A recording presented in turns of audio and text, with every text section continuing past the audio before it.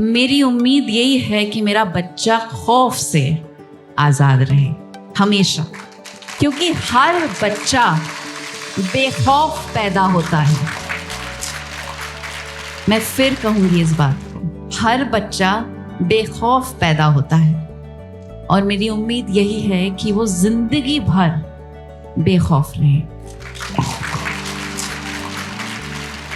Ideally, True. It is true. Think about it as a woman. Yes. We are constantly conditioned to fear. Yeah. Everything. Fear Yeah. age, fear time, Yeah. fear work, fear adults. Yeah.